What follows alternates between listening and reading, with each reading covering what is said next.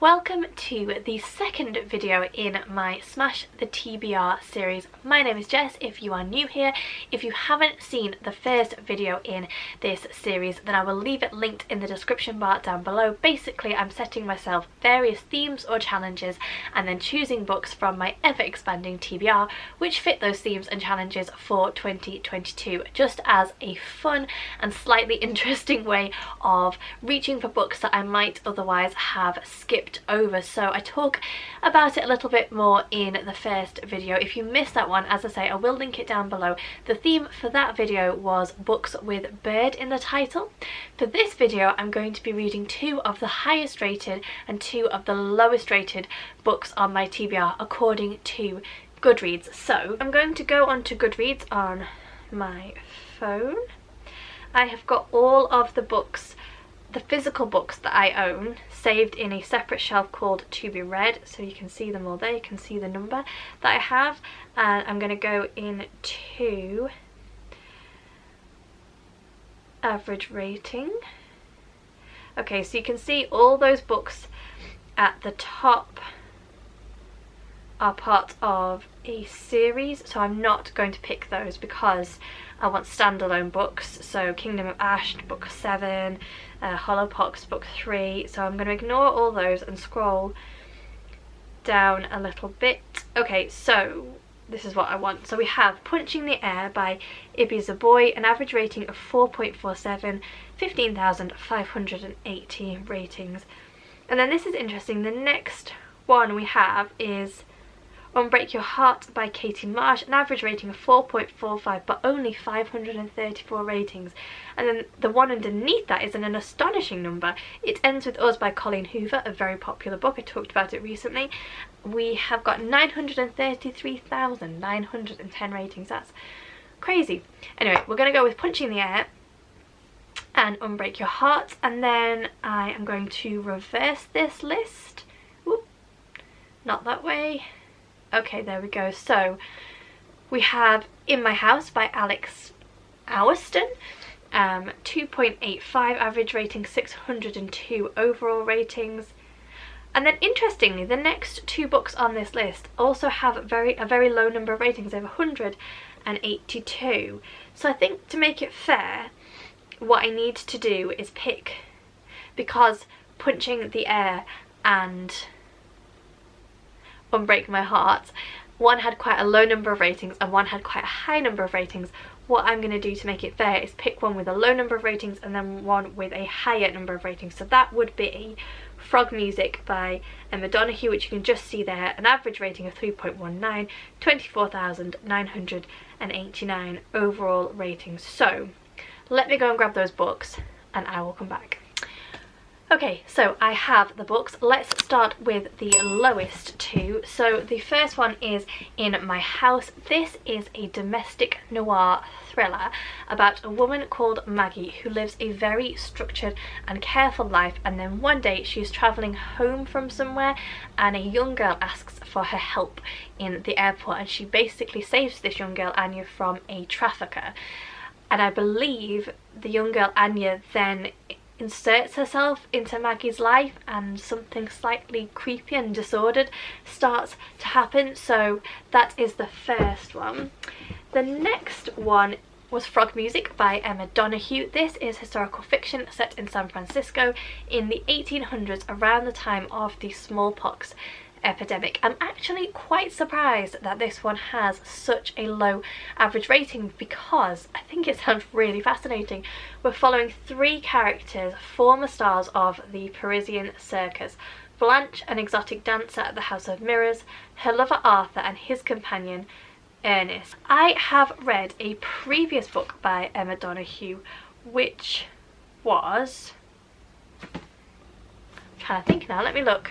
It's actually really high up on my shelf in the hardback section and I can't reach it. It was The Wonder by Emma Donoghue, which I think I quite enjoyed, and I felt like it was a very atmospheric read. So this sounds like it might be quite similar, so I will be really interested to understand why this has got such low ratings. I'm actually not going to look at the Goodreads reviews in too much detail for these books. I don't want to be swayed as to the reasons why people have given them such low ratings. I'd like to decide for myself, and then maybe I'll go and have a look when I finish them and see if I agree or not. So yeah, they are the first two.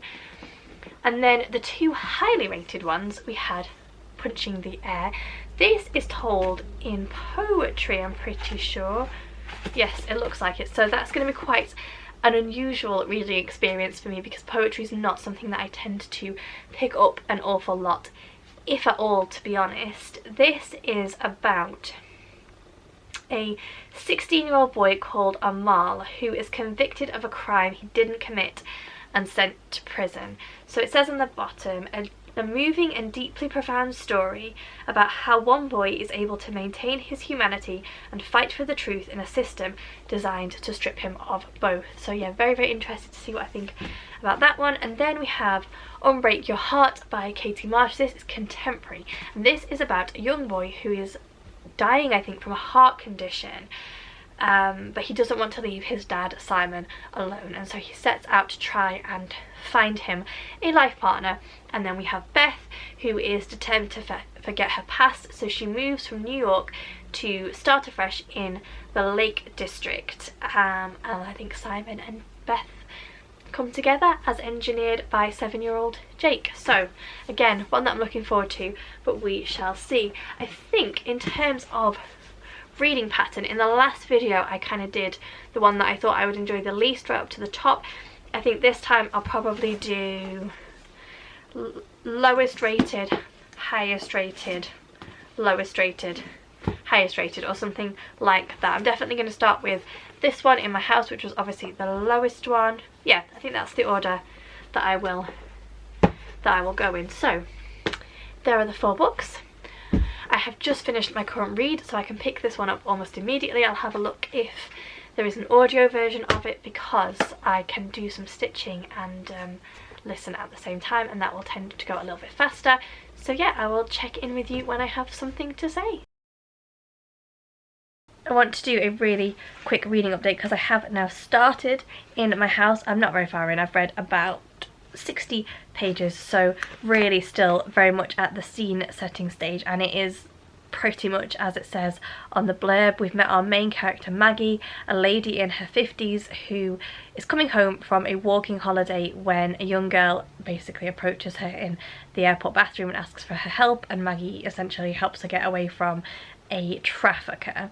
And now we're just in the initial stages of following the fallout from that. There is a little bit of tension and suspense. There are some inconsistencies in Maggie's narration to us. So she clearly has an issue with being around people, and she's mortified, for example, when she sees her name in the newspaper and she bumps into someone who she knew when her daughter was in school, and she freaks out. So there is clearly something there, and she's referenced the fact that she used to work in one job and now she took a job that meant that she didn't have to be around people, but she does have some friends. So she's quite an inconsistent narrator, and there have been a couple of discrepancies. So she references having a husband, a pilot husband, and telling her husband that she was pregnant and then being a single mother. So there are various little tendrils that are being scattered that I think will hopefully add up to a bigger picture, and we might begin to understand something more about our main character and why she's so kind of anti being around people. At this point that we're at now, she has met up with this young girl Anya twice. And now she's let her into her house, and she's allowing her to clean, so they're building a relationship there. As I say, there is just the very initial sense of tension and suspense, not necessarily that anything is wrong or that anything is going to go wrong, but yeah, just very much scene setting. In terms of the writing, there is a little bit of a weird thing which I've never seen in a book before, where we have these half sentences, normally in dialogue when two characters are speaking. I'll see if I can find an example to show you, and I think the author is trying to demonstrate that the person speaking has trailed off, but usually that would be with an ellipsis and not just like this sentence and then these 3 words and then a full stop and then a completely random word. I don't know, I'll try and show you the example, but it has been throughout quite consistently, and I've never seen dialogue written, or even like inner dialogue written in that way, and that is quite strange, and it has caught me by surprise a couple of times when I have been reading. But as I say, not very far in, but I just wanted to do a quick update. Sorry if I look a little bit rough also, or I sound a little bit nasally. I don't think that I mentioned in the previous clip that I do actually have COVID at the moment. Luckily for me, it's just presenting as quite a bad cold and gives me lots of opportunity for reading. This is just an example of what I was talking about before. If you can see this sentence here, oh goodness, that must be full stop stressful. Now I'm assuming that that's just where the person speaking has trailed off, but as I say, that would normally have an ellipsis, but this is the chosen way, and I've just never seen it written like that, and it's a little bit weird. So this is future editing Jess coming in to fill a gap, because right after that last clip when I was talking about reading the book and I mentioned that I had COVID, I got quite poorly. I thought I had just a mild case, but I actually got quite poorly for a number of days, and I thought that I had continued to film my reading experience, and I thought that I had filmed explanation clips to tie in the things that we got up to once our self-isolation was over and we felt better. All of that footage appears to have gone, so either I thought I was filming it and it wasn't, or I have somehow lost a whole load of footage, including what I actually thought about in my house. So I'm going to wrap this up for you, and then I'll kind of introduce the stuff that comes next. So I gave this 1.5 stars. I fully understand why this has such a low rating. So I obviously mentioned the really strange writing style with the half finished sentences. That continues all the way through and made it a really jarring reading experience. It's obviously a stylistic choice, but it's just not one that worked for me personally. I didn't like it, I didn't get on with it. But my main issue with the book is that it really isn't about what it says it's about on the back. So obviously we have this young girl, Anya, who tells Maggie that she's being trafficked and then begins to insert herself into Maggie's life. And right at the beginning, probably actually till a good deal of the way through, you really get this sense as a reader that there's something wrong.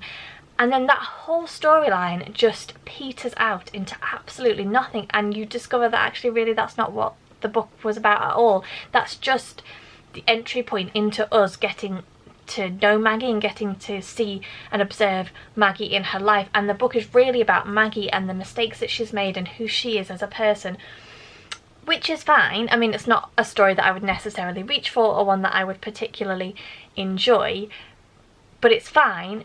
But that's not the book that you think you're going in to read, and it's really disappointing that this particular storyline, which the author does a really good job of lending tension and atmosphere to, dissolves into absolutely nothing, and what you're left with is this book about Maggie's life.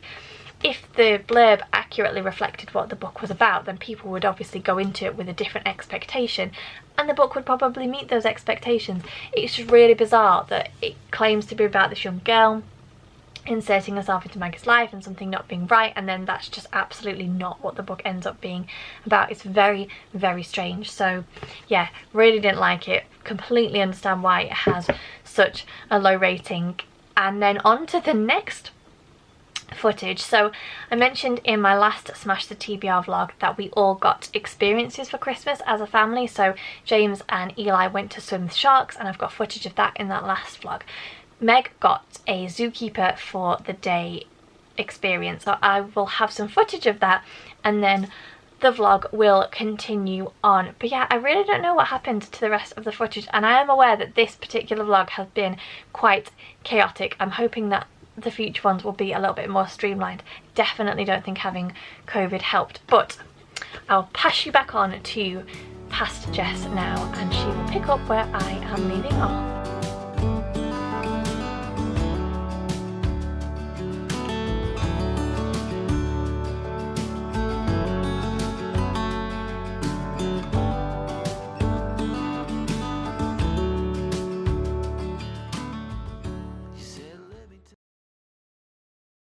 So quick update, I haven't managed to start punching the air yet because I have been sidetracked by a book my mother-in-law lent me, which is called Daughters of Night by Laura Shepherd Robinson. This is historical fiction set in the 1780s, and I'm absolutely loving it, and I'm really, really pleased that I pressed pause on this to pick this up because I'm thoroughly enjoying it.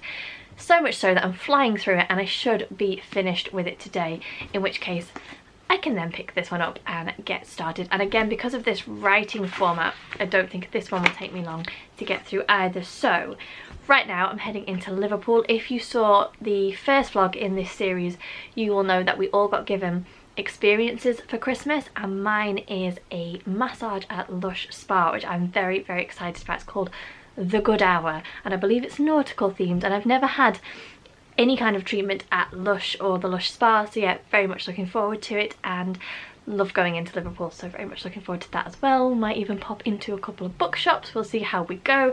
But in terms of reading, I just wanted to update you that this has sidetracked me slightly, but I should hopefully start this one later today. And yeah, I'm sure I'll update you on my massage as well, because I am intrigued.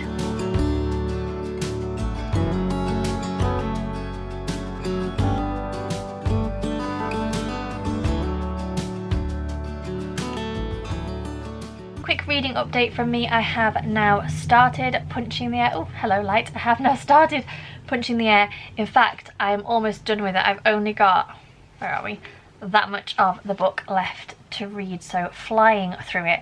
I have predominantly listened to this on audiobook because of the style that it's told in, this poetry style. I just thought that it would be better to listen to the audio version, and I think that I was right. There has been a rhythm and a depth to this book from me listening to it rather than trying to read it, which I just don't think I would have got had I just read the physical copy. So really appreciating and enjoying the audio version of this. I would highly recommend it if you want to pick this book up.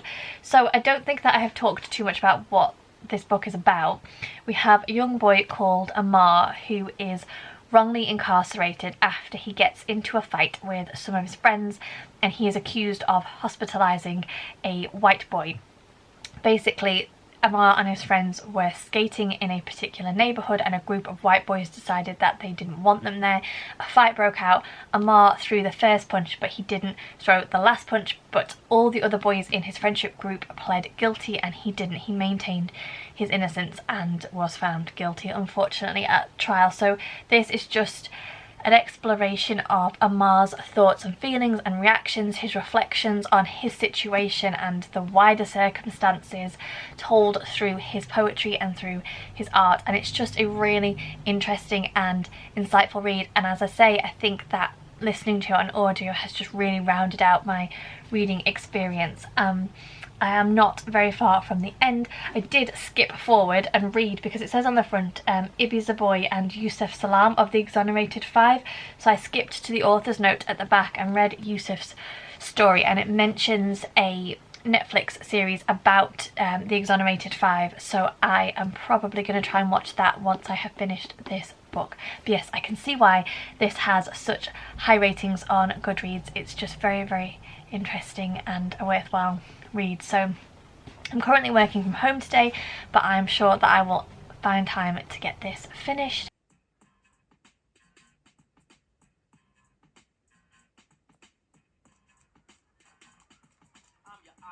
So I have now finished punching the air. It won't seem like it, but I actually finished this quite a while ago, and I have been all over the place with my reading and with my filming and vlogging schedule, but I hope to be back on track now. So I finished this, and then I immediately went to watch the Netflix series When They See Us, which is about the experiences of the Exonerated Five. And although the two, so this is not a direct retelling of their experiences, there are a lot of similarities between what our character in this book experiences and what those young men also experienced. So very complementary in terms of reading one and watching one, and also just very educational, and it just gave a more well-rounded, if frustrating experience, because honestly 10 minutes into the first episode and I was fuming, and I can only imagine that that scratches the surface of how the people involved actually felt. Just my heart hurts for them all. And then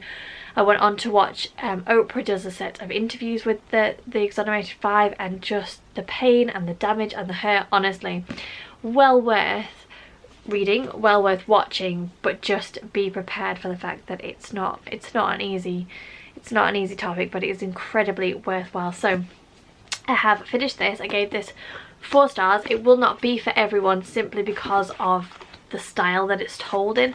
I flew through it, thoroughly appreciated it. So now on to frog music, I think is the next one. So some historical fiction to change things up, and I'm looking forward to it. I'm sorry if you can hear loads of background noise. It's a really nice day, which means that every single one of our neighbours has decided to cut their grass or do some kind of hammering outside. So I really quickly wanted to go on and say I have started Frog Music by Emma Donoghue. This was obviously the other lowest rated book on my Goodreads TBR. It's historical fiction. It's set in the late 1800s in San Francisco as a stifling heatwave and smallpox epidemic engulf the city. It's also, which I didn't know prior to starting it, it's a theory on a real unsolved crime that happened with a woman called Jenny Bonnet, or Bonnet I think, who was basically shot and nobody knows who did it, and it features all the people who were a part of the investigation and the trial, I guess. So yeah, Jenny was considered something of a local eccentric because she liked to dress in men's clothing. So there were quite a lot of newspaper articles and things written about her because she was arrested a lot for her life choices, so which I think were illegal at the time. So anyway, yeah, I didn't know that going in. So it is Emma Donoghue's theory on what might have happened, featuring the people who were actually there. Very intrigued to see why it has got such a low rating on Goodreads, because it sounds like it might be really interesting. I don't think I've ever read anything like it before, and as I said earlier, I read an Emma Donoghue previously and really enjoyed it. I thought it was really atmospheric and well written. So yeah, I'm intrigued to see what it is that has put people off this one, because it sounds fascinating. I am now just over 240 pages into Frog Music, and honestly, this is one of the most chaotic books that I have ever picked up. It is just all over the place, and I haven't, as I said before, I haven't gone on to Goodreads and looked at the reasons why it has such a low rating, but I'm beginning to have a suspicion that the chaos of this book might just be the cause. It just is all over the place. I mean, I'm quite enjoying it. I am not being hugely pulled into wanting to pick it up. It's taking me a long time to get through. I'm not hooked by the story, but I think that's because there isn't really a central story. It's just very much all over the place. Like, is it a supposition of this unsolved murder mystery that actually, you know, the true crime element, is that what it's exploring? Not really. Is it a look at the smallpox pandemic in San Francisco at this period in time? Not really.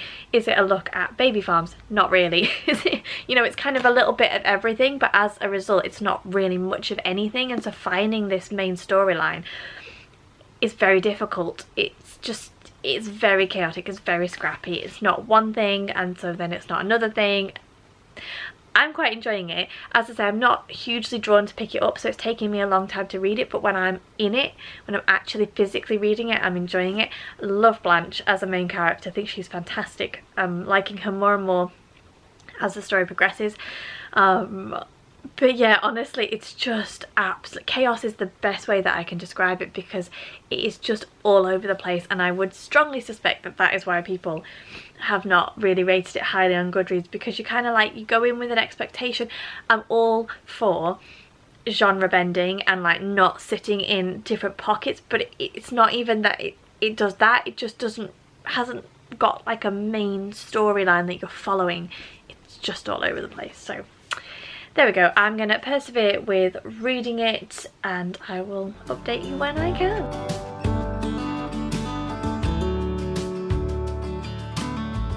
You said, let me tell you everything I've seen, the friends I've made, and then you tell me how you've been. Oh, I accidentally put my water bottle on top of my book and it has leaked. Oh, why? We probably have to deal with the elephant in the room, which is that my hair is completely different from the last time you saw me, and I'm not a fan. I went for a balayage and I really thought that it would be a lot darker and then a lot lighter. The colour I don't mind so much, but it is so much shorter than I would have wanted, and I didn't really get much choice. The hairdresser kind of said it's damaged up to here, snip, and then my hair was gone. Finished Frog Music by Emma Donoghue. I think that I referenced in an earlier clip, I think I used the word chaotic to describe it, and that is definitely my overall takeaway. I know that the author was trying to work with the real factual information that is out there in the records and the people that were actually involved in this true crime element, and a lot of the stuff that she talks about is true. So our characters Arthur and Blanche, they really did send their baby to a baby farm, and so that features in here, that kind of thing.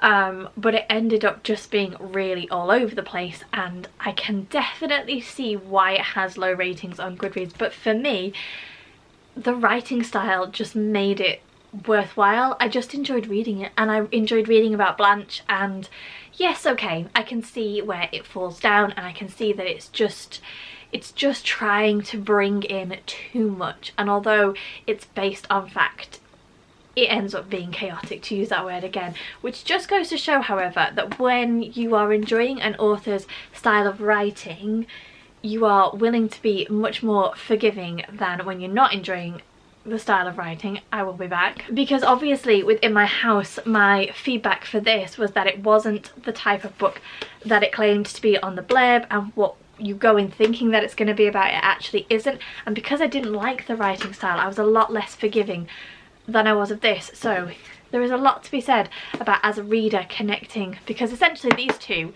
are low rated, I think, for the same reason, which is that neither of them are really what you think you're getting when you go into it based on what you've read on the back. But this I enjoyed so much more than this. I mean, what did I give this one? 2 stars? I probably would give this 3.754. It wasn't an amazing book, but I was willing to be much more accommodating because I enjoyed the writing and I enjoyed the overall story, and I liked reading about Blanche and just all of that thrown in. So that one is now done. On to the final book. I realise that I have inadvertently dressed to match the book that I'm reading. I don't know if you can see that these are little hearts on my t-shirt. I don't normally theme my outfits for the books that I'm reading. Maybe it's a thing that I should start doing. I'm having to hang out upstairs in our bedroom because we are painting the lounge and it's a mess, so I can't hang out down there. But I have started on Break Your Heart. I'm just under 100 pages in. We have met all of our main characters, and I think that this is going to be quite a difficult book for me to read, because reading about poorly kids is just not normally a topic that I would reach for, I guess, in my reading.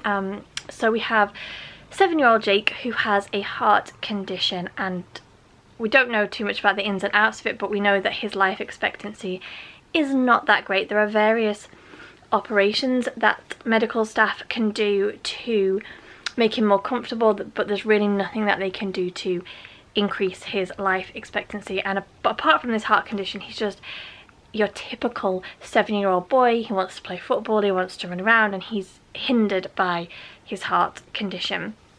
And we have his dad, Simon, who is a very tightly wound individual, primarily because his wife left him when Jake was very small, and he has just had to carry this huge load all by himself. Things like he can't really keep down a job, so they have quite a lot of financial worries because of Jake's condition. He often is in emergent situations, so Simon has to leave, and so he can't hold on a job and that kind of thing. And then we have Beth, who was married and living in New York and working as, I think it was a nurse at quite a prominent hospital in New York.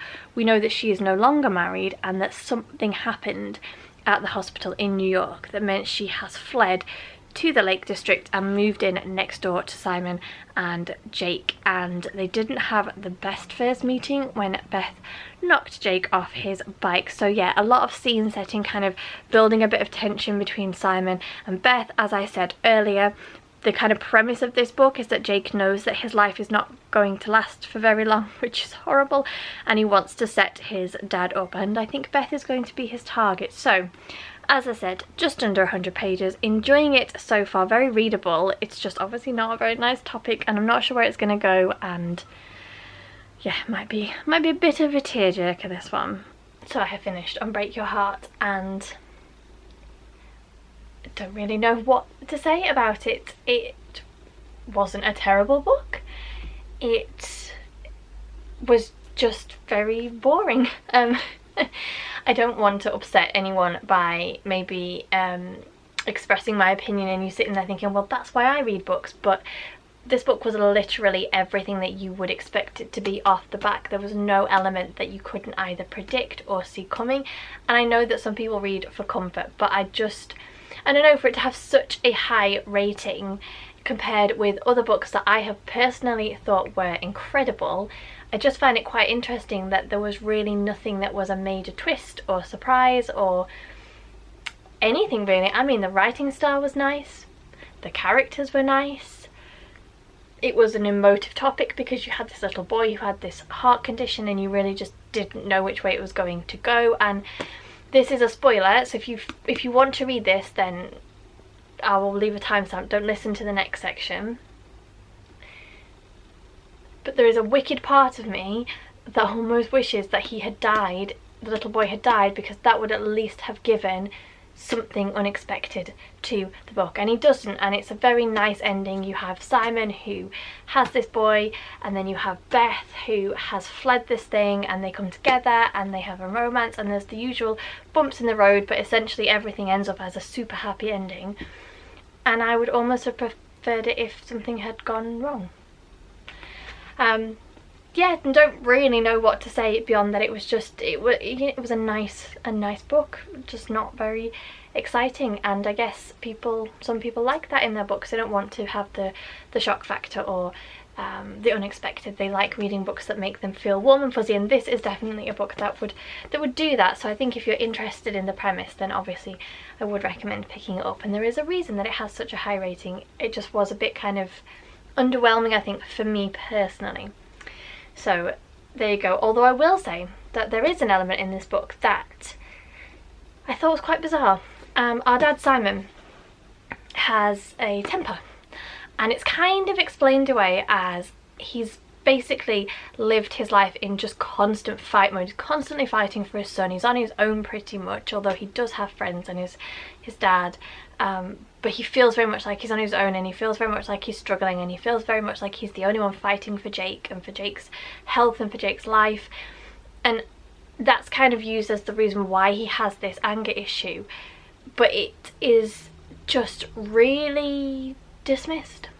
And I thought that was quite bizarre. It's acknowledged, oh, you have a real issue with your temper, or you have a real issue with your anger, and then it's just kind of brushed under the carpet. And I thought that was quite a strange way to go with that kind of theme, because it could very easily become problematic. And even it's referenced that his son Jake has the same issue with his temper that the dad has, and I thought that was a little bit off, and I probably would have like not included it. Yeah, I thought that was really oddly dealt with, because we all know that what starts as a little bit of a temper and a couple of outbursts could, not always, but could develop into something more, and it could be quite a serious issue. So yeah, it was just a little bit like, oh, I'm not sure I feel comfortable with that.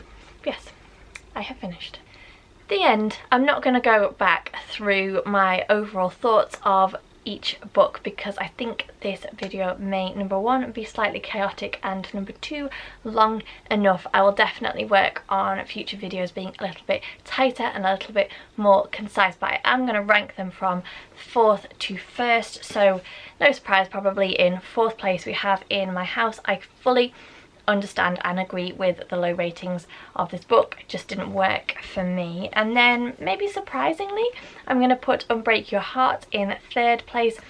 On reflection, I think that this book has such high ratings because it has such a low number of overall ratings, and maybe that's me being a little bit unfair, but I just thought that it was an alright read. There was nothing horrendous about it, there was nothing horrible about it. It just didn't really work for me. I just thought that it was okay, so it takes the third spot. And then in second place, I'm going to put Frog Music by Emma Donoghue. So I fully understand why this has such low ratings, but it just worked for me. I don't know whether it was the writing style or whether it was just the particular mood that I was in when I was reading it, but it just worked for me, and I thought that it was pretty darn good. And then no surprise, in top place we have Punching the Air, and I would definitely say that my overall reading experience was enhanced by watching the Netflix series as well. So I know that they don't come hand in hand, but I think it definitely gave me a more insightful and well-rounded reading experience reading this and then watching that series, and the way that they do tie together I thought was very good. So yeah, this comes in the top spot. And that is it. Well done if you got to the end of this video. I think I have no idea actually how long it's going to end up being. I will be back with a third installment of this video series, but do let me know if you have any suggestions of themes or challenges or anything like that that I could do for future ones. It is definitely helping me to pick up books from my TBR that I would probably skim over otherwise, and they would just remain unread for many more months and years to come. So as always, thank you very much for watching. I hope that you are all keeping safe and well. Take care, and I'll see you soon.